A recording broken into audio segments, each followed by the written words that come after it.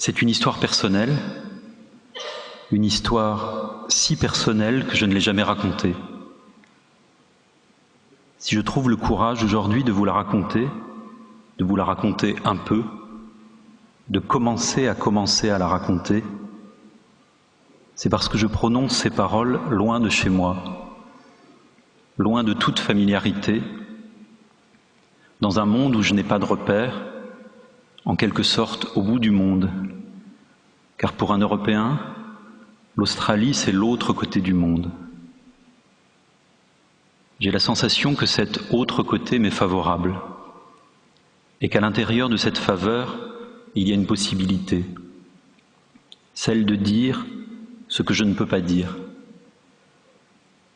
Au fond, il est possible qu'on ne fasse que ça quand on écrit, dire ce qu'on ne peut pas dire. Je pense même que la littérature a à voir fondamentalement avec ce paradoxe. Elle est faite de paroles qu'on ne peut pas dire et que pourtant on dit d'une manière ou d'une autre, parce que l'impossible est ce qui fait parler. Mais aujourd'hui, à Melbourne, de l'autre côté du monde, je me sens spécialement libre. J'ai envie de vous raconter une histoire que je n'ai jamais osé raconter, parce qu'elle touche à cette part d'inconnu qu'il y a dans nos propres biographies, à cette chose incertaine, troublante, vertigineuse, qui fait qu'on ne sait jamais vraiment qui on est. J'ai confiance, et peut-être pour la première fois, arriverai-je à parler de l'origine de cette incertitude, de ce trouble, de ce vertige. Car en vérité, il ne s'agit pas de moi, mais de ma famille. Je prononce le mot famille avec surprise, car jamais je n'emploie ce mot. Jamais je n'ai parlé de famille dans mes romans, ni de la mienne, ni de celle des autres. Je sais que toutes les histoires sont des histoires de famille, que ce soit dans Proust ou dans les séries télé. Mais précisément, je me suis mis un jour à écrire des romans afin qu'existe un espace où il n'y aurait pas de famille. Dans mes livres, les personnages sont seuls, célibataires, amoureux, mais sans attache. Ils n'ont pas vraiment de maison, ils n'appartiennent à rien ni à personne. Leur seule famille, ce sont les phrases. Et voici qu'aujourd'hui, je vais raconter une histoire de famille. L'histoire autour de laquelle précisément tourne ma famille. Un secret de famille, comme on dit. Un jour peut-être, je serai capable d'écrire un livre pour raconter cette histoire en détail, avec les nuances, la délicatesse, l'ombre et la lumière qu'il faut pour raconter une telle histoire sans risquer de la briser. Peut-être faudra-t-il que je revienne en Australie et que j'y passe 1 an ou 2 pour l'écrire, afin de profiter de cette faveur que m'accorde l'autre côté du monde. Bref, c'est l'histoire de mes 2 grands-pères. Nous habitions en Alsace-Lorraine, dans cette partie de l'Est de la France, qui, selon les hasards des guerres et des traités de paix, a appartenu, selon les époques, à l'Allemagne autant qu'à la France, et où tout le monde à l'époque parlait aussi bien français qu'allemand et s'exprimait dans un dialecte qui ressemblait à la langue allemande. Je dis « nous habitions » alors que bien sûr je n'étais pas né.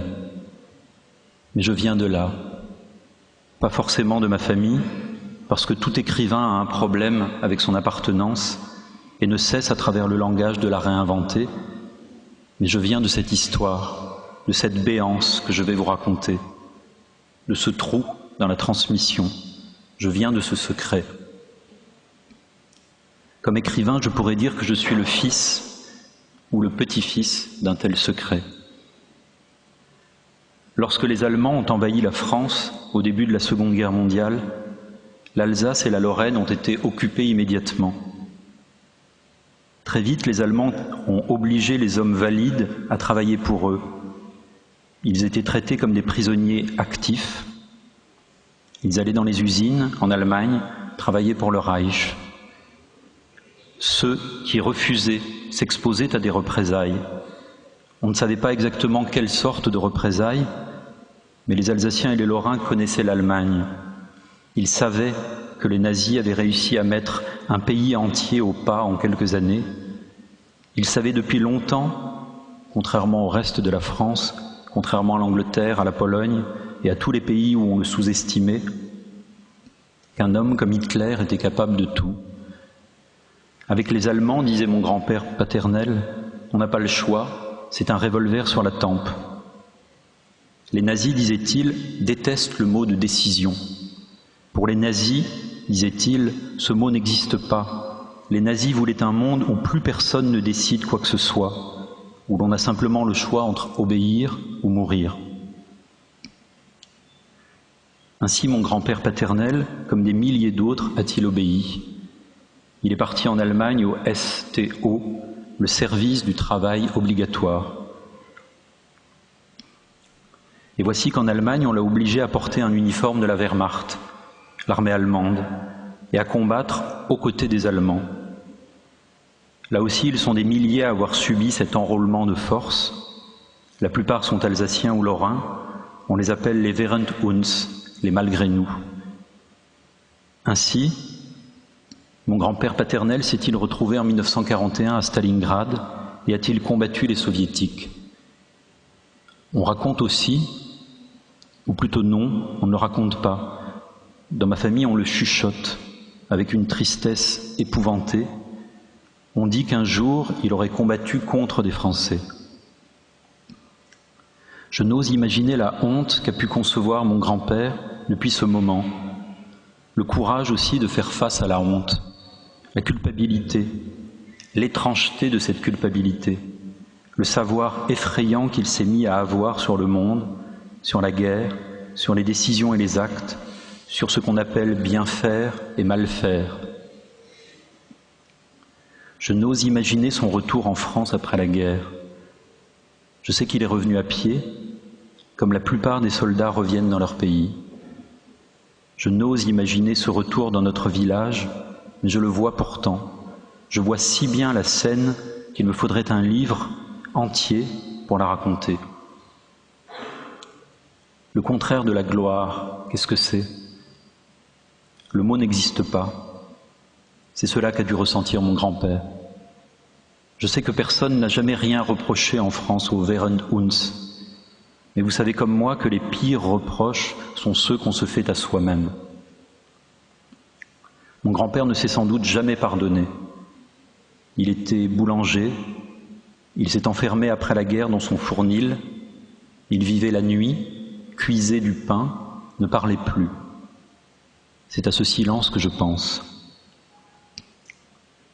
Si je vous raconte cette histoire, c'est parce que mon autre grand-père, mon grand-père maternel, a choisi, lui, lorsque les Allemands sont entrés en France, de leur tenir tête. Contrairement à mon grand-père paternel, il a refusé de travailler. Il n'est pas allé en Allemagne dans les usines. Il s'est caché, s'est enfui, a pris le maquis, puis est devenu résistant. On raconte qu'il a été l'un des premiers résistants, l'un de ceux qui ont saboté héroïquement des chemins de fer et ont montré aux Allemands que la France ne se laissait pas faire. Les nazis ne laissaient pas le choix à leurs victimes, et pourtant mon grand-père paternel a réussi à leur voler le choix. Il a réussi à ne pas être une victime, et dans un monde où les décisions n'existaient plus, il a réussi à décider, à dire non. Les représailles, y a-t-il pensé ? Je l'ai dit, personne ne savait très bien à l'époque ce qu'il en coûterait de désobéir. On pouvait s'attendre au pire, mais le pire n'existait-il pas déjà tous les jours ? Je pense que mon grand-père maternel a pensé qu'il valait mieux ne pas y penser.